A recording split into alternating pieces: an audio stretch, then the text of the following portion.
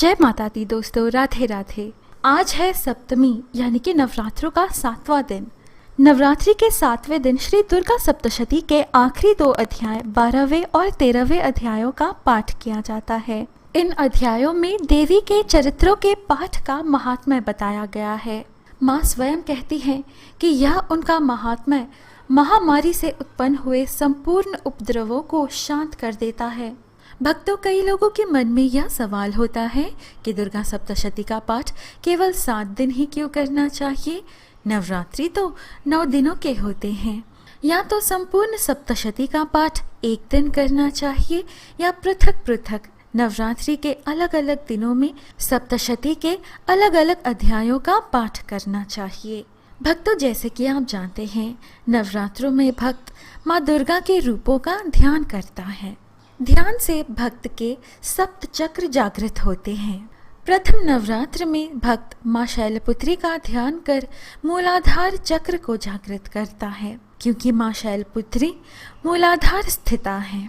इसी प्रकार प्रत्येक दिन एक एक चक्र जागृत होता रहता है और 7वें दिन यानी कि सप्तमी के दिन माँ कालरात्रि का ध्यान कर सहस्रार चक्र जागृत होता है।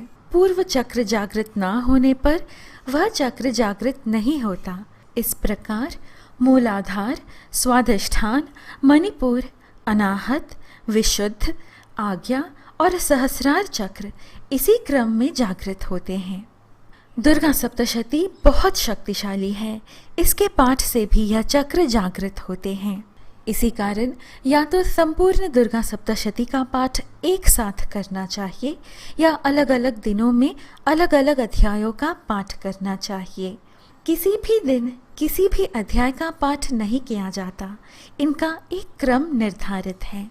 इसी क्रम में हमने इन 7 दिनों में दुर्गा सप्तशती के अलग अलग अध्यायों को प्रस्तुत किया है।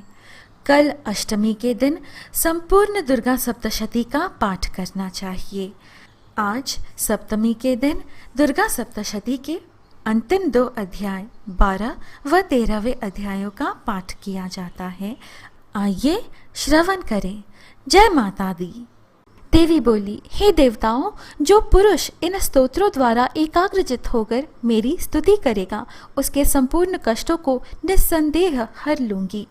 मधु कैटभ के नाश, महिषासुर के वध और शुंभ तथा निशुंभ के वध की जो मनुष्य कथा कहेंगे, मेरे महात्म्य को अष्टमी, चतुर्दशी व नवमी के दिन एकाग्रचित से भक्तिपूर्वक सुनेंगे, उनको कभी कोई पाप न रहेगा।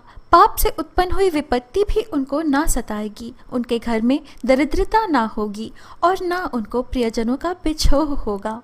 उनको किसी प्रकार का भय ना होगा। यह मेरा महात्म्य महामारी से उत्पन्न हुए संपूर्ण उपद्रवों को एवं 3 प्रकार के उत्पातों को शांत कर देता है। जिस स्थान पर मेरा यह स्तोत्र विधि पूर्वक पढ़ा जाता है, उस स्थान का मैं कभी भी त्याग नहीं करती और वहाँ सदा ही मेरा निवास रहता है। बलिदान, पूजा, होम तथा महोत्सवों में मेरा यह चरित्र उच्चारण करना तथा सुनना चाहिए। ऐसा हवन या पूजन मनुष्य जानकर या बिना जानकर करे, मैं उसे तुरंत ग्रहण कर लेती हूँ। मेरा यह महात्म्य मनुष्यों को मेरी जैसी सामर्थ्य की प्राप्ति करवाने वाला है। पूजन करने से, ब्राह्मण को भोजन करा के, हवन करके, प्रतिदिन अभिषेक करके, नाना प्रकार के भोगों को अर्पण करके जो मेरी आराधना की जाती है और उससे मैं जैसी प्रसन्न हो जाती हूँ, वैसी प्रसन्न मैं इस चरित्र के सुनने से हो जाती हूँ। प्रचंड पराक्रम वाली भगवती चंडिका यह कहने के पश्चात सब देवताओं के देखते ही देखते अंतर्ध्यान हो गए और संपूर्ण देवता अपने शत्रुओं के मारे जाने पर पहले की तरह यज्ञ भाग का उपभोग करने लगे। शुंभ व निशुंभ के देवी के हाथों मारे जाने पर बाकी बचे हुए राक्षस पाताल को चले गए। महर्षि मेधा ने कहा, हे राजन, भगवान विष्णु जी की इस माया के प्रभाव से तुम और यह वैश्य तथा अन्य विवेकी जन मोहित होते हैं। तुम इसी परमेश्वरी की शरण में जाओ। यही भगवती आराधना करने पर मनुष्य को भोग, स्वर्ग तथा मोक्ष प्रदान करते हैं। महर्षि मेधा की यह बात सुनकर वह राजा तथा वैश्य तपस्या के लिए वन को चले गए और नदी के तट पर आसन लगाकर भगवती के दर्शनों के लिए तपस्या करने लगे। दोनों ने नदी के तट पर देवी की पूजा करने लगे। पहले उन्होंने आहार को कम कर दिया, फिर बिल्कुल निराहार रहकर भगवती की आराधना करने लगे। 3 वर्ष के पश्चात जगत का पालन करने वाली चंडिका ने उनको प्रत्यक्ष दर्शन देकर कहा, हे राजन तथा अपने कुल को प्रसन्न करने वाले वैश्य, तुम जिस वर की इच्छा रखते हो वह मुझसे मांगो। यह सुन राजा ने अगले जन्म में नष्ट न होने वाला अखंड राज्य और इस जन्म में बलपूर्वक अपने शत्रुओं को नष्ट करने के पश्चात अपना पुनः राज्य प्राप्त करने के लिए भगवती से वरदान मांगा। और वैश्य ने भी, जिसका चित्त संसार की ओर से विरक्त हो चुका था, भगवती से अपनी ममता तथा अहंकार रूप आसक्ति को नष्ट कर देने वाले ज्ञान को देने के लिए कहा।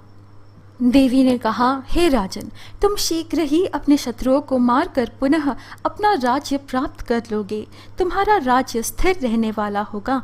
फिर मृत्यु के पश्चात आप सूर्यदेव के अंश से जन्म लेकर सावर्णिक मनु के नाम से ख्याति को प्राप्त होंगे। हे वैश्य, कुल में श्रेष्ठ, आपने जो मुझसे वर मांगा है वह आपको देती हूँ। आपको मोक्ष को देने वाले ज्ञान की प्राप्ति होगी। इस प्रकार उन दोनों को मनोवांछित वर प्रदान कर तथा उनसे अपनी स्तुति सुनकर भगवती अंतर ध्यान हो गई। यहाँ श्री दुर्गा सप्तशती के 12वें व 13वें अध्याय संपूर्ण।